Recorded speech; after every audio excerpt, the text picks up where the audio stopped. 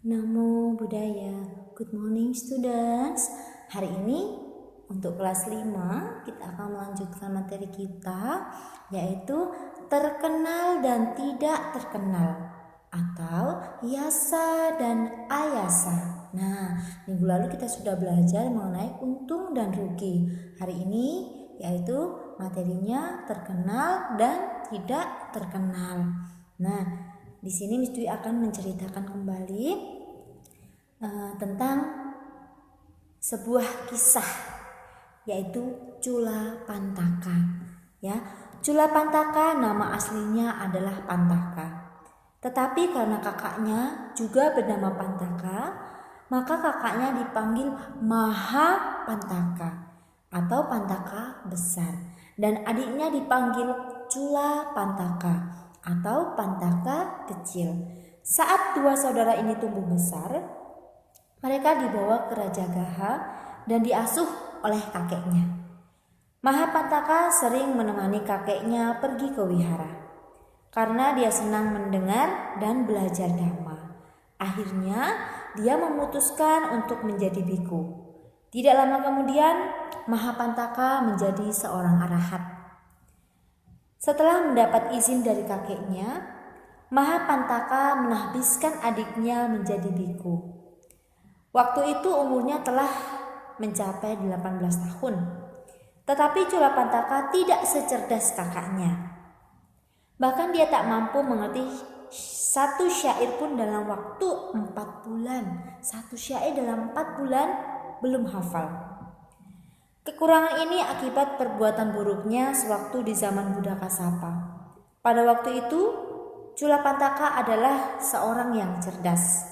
Tetapi karena menertawai dan menghina temannya yang bodoh, maka dalam kehidupan saat ini dia menjadi kehilangan kecerdasannya.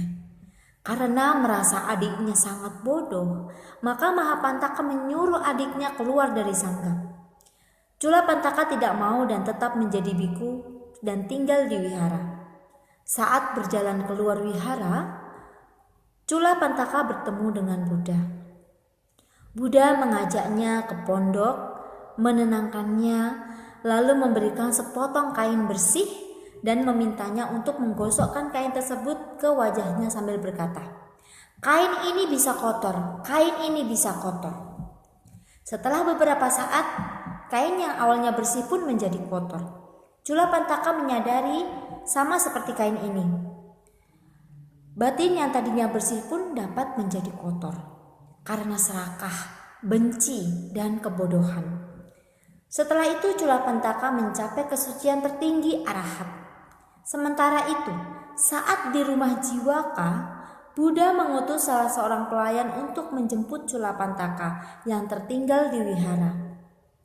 Sesampainya di wihara, pelayan menjadi bingung karena ada 1000 Cula Pantaka yang sedang melakukan kegiatan yang berbeda-beda. Ketika ditanya, "Siapa di antara Anda bernama Cula Pantaka?" Semua menjawab, "Saya Cula Pantaka, saya Cula Pantaka." Pelayan akhirnya kembali seorang diri. Buddha lalu memintanya untuk menarik tangan biku yang pertama kali menjawab, "Saya Cula Pantaka," dan membawanya ke hadapan Sang Buddha. Kini semuanya menyadari bahwa Cula Pantaka yang dulu bukanlah Cula Pantaka yang sekarang. Sejak saat itu Cula Pantaka terkenal sebagai biku yang memiliki 2 keunggulan, yaitu keunggulan dalam menciptakan wujud dengan kekuatan batin dan unggul dalam pengembangan batin. Nah, ini cerita dari Cula Pantaka yang awalnya kurang pandai, kemudian dia berusaha terus, berlatih terus, akhirnya bisa mencapai kesucian arahat seperti kakaknya Maha Pantaka. Nah, jadi makna dari cerita ini artinya bahwa diketahui dalam masyarakat umum banyak orang yang mengetahui secara termasyhur. Sebaliknya, tidak terkenal berarti tidak diketahui secara umum. Ya, kalau termasyhur itu diketahui oleh banyak umum, tapi kalau tidak termasyhur ya tidak terkenal. Ya. Nah, kemudian terkenal dan tidak terkenal adalah pasangan keadaan duniawi yang tidak dapat dihindari, ya. Kadang kita terkenal, kadang kita tidak terkenal, seperti itu. Umumnya orang menyukai dan bergembira jika kebaikan dirinya terkenal, dan sebaliknya kecewa dan sedih jika kebaikannya tidak dikenal. Apakah kamu ingin terkenal atau tidak terkenal?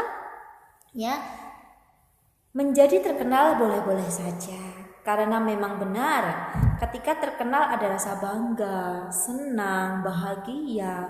Tetapi jika menjadi terkenal kemudian perilakunya tidak benar, akan mengakibatkan kekecewaan, kesedihan, gelisah, kehancuran. Karena itu menjadi terkenal harus hati-hati. Jangan karena terlalu terkenal kemudian tidak mengontrol diri sehingga terjun ke hal-hal yang negatif. Jika terjebak, maka akan sulit sekali mengembalikan kehidupan seperti sedia kala. Ya, jadi kalau sudah terkenal kemudian kita berbuatnya yang aneh-aneh, maka kita akan dicap buruk oleh orang lain, ya.